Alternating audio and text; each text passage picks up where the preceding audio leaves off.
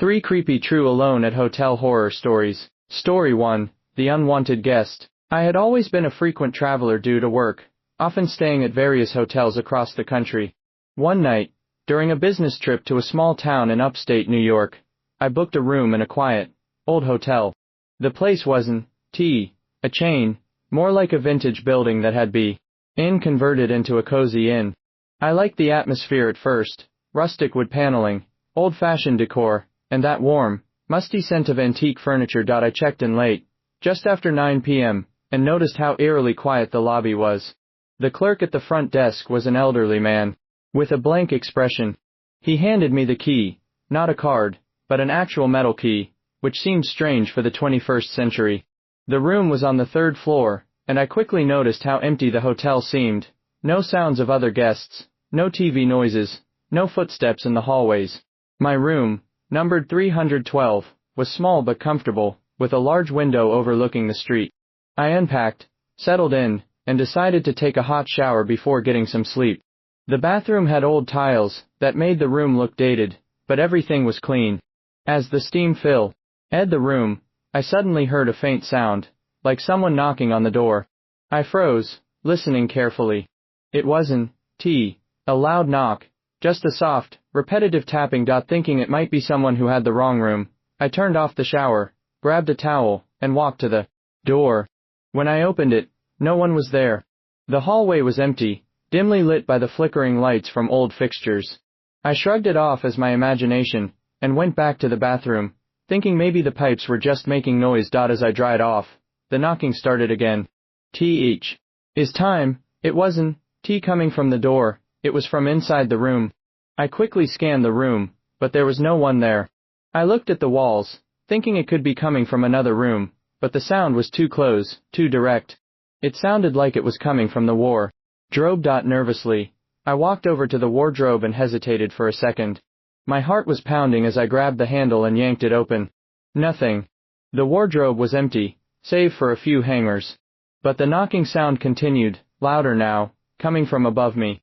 I looked up and realized the sound was coming from the ceiling, directly above my bed. I stared at the ceiling, my mind racing. I wasn't sure if I should ignore it, or leave the room entirely.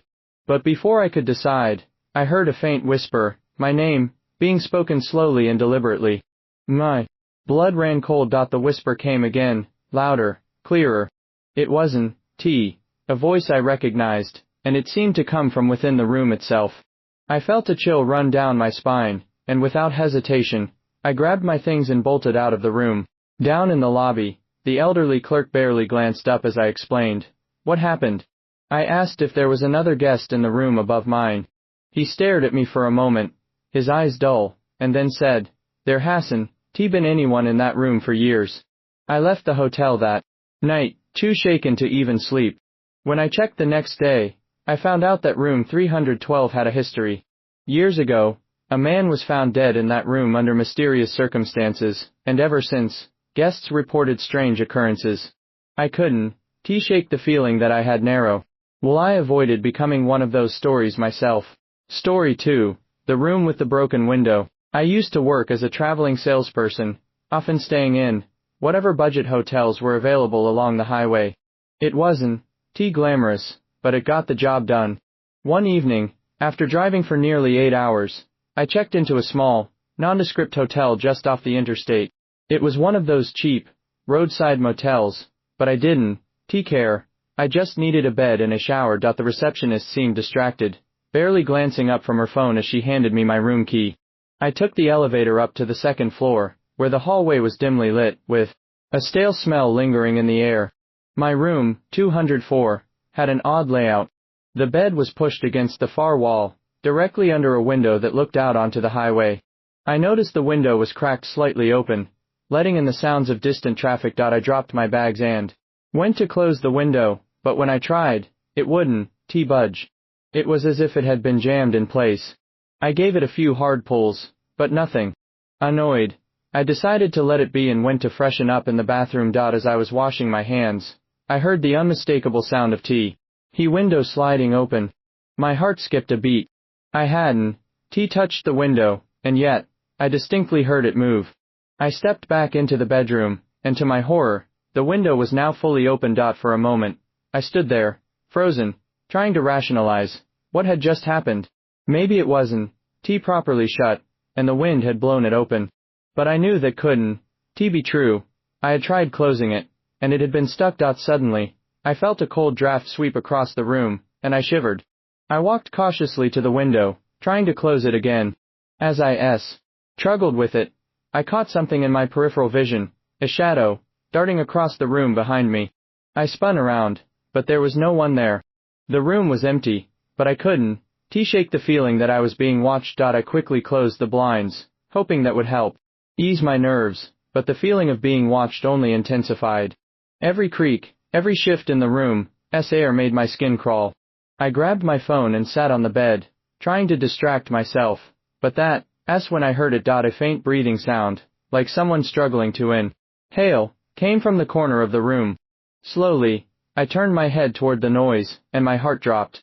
In the shadowy corner, near the wardrobe, I could barely make out the outline of a figure, tall, hunched, and motionless. I blinked, and it was gone. Panic set in. I grabbed my keys and rushed out of the room, not even bothering to pack my things.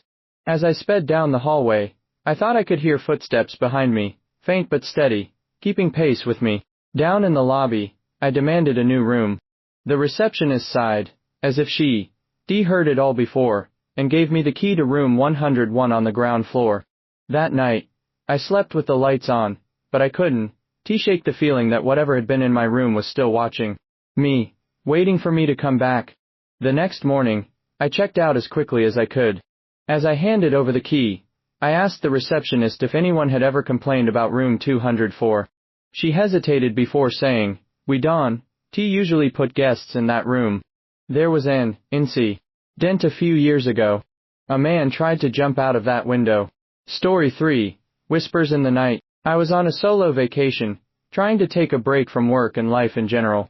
I decided to stay at an old, historic hotel in New Orleans, a city known for its haunted locations and supernatural occurrences. I didn't think much of it at first.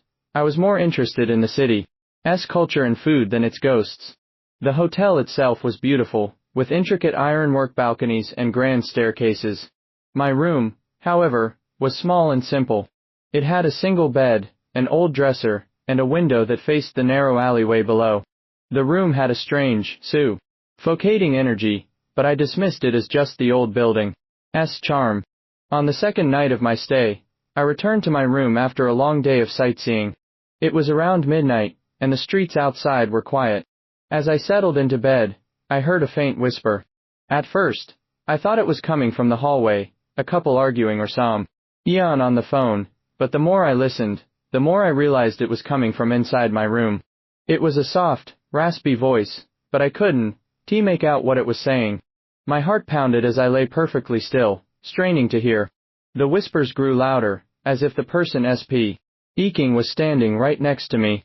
I shot up in bed and turned on the light, but the room was empty. The whispering stopped as soon as the light flooded the room. I sat there, my pulse racing, trying to convince myself it was just my imagination. But deep down, I knew it wasn't. I left the light on and tried to get some sleep, but every time I closed my eyes, I felt like someone was standing over me, watching. At around 3 a.m., I finally drifted off, only to be jolted awake by a loud bang. It sounded like someone had slammed the dresser drawers shut. My heart pounded in my chest as I sat up, scanning the room in terror. The dresser, which had been closed when I went to bed, was now wide open, its drawers pulled out and clothes spilling onto the floor. I didn't move. I didn't even breathe. For a few minutes, I sat frozen, staring at the dresser, trying to process what had happened. That's when the whispering started again, this time, louder and angrier. It filled the room, surrounding me from all sides. I grabbed my phone and called the front desk, asking them to send someone up immediately. Minutes later, a young man from the hotel staff arrived. He looked tired and uninterested, but when he saw the open drawers and the mess on the floor, his expression changed.